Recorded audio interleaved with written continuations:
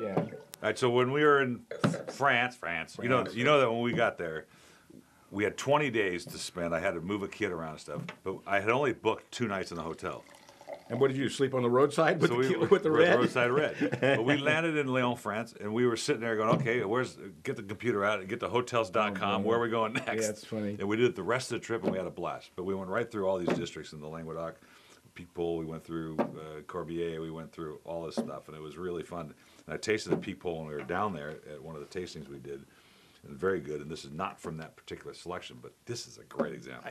I never had one I didn't like. I mean, they're just so delicious. And they're fun. They're just fun. And one of these wines that you walk into a wine shop and you're not going to buy. Oh, Peak-Pole, what is that? You know, the guy has to sell you this wine. He has to say, hey, you got to try these, right? And then you take it home and you go, wow, that was really fun. Delicious, absolutely delicious wine. I mean, I've been drinking these wines for 30-something years.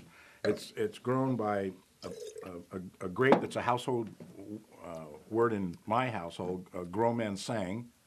Gros Manseng. Gros Manseng, and it's a delicious grape. Why we don't grow that here, I don't know.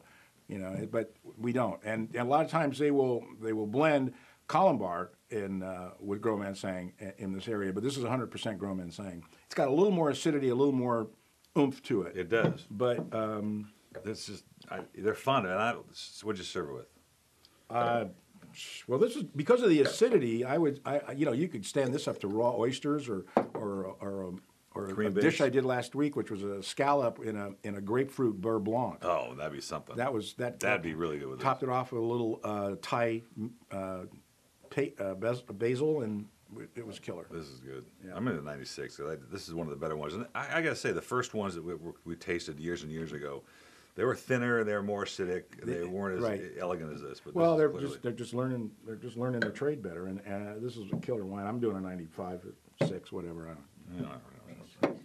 Who's keeping score anyway? I give up.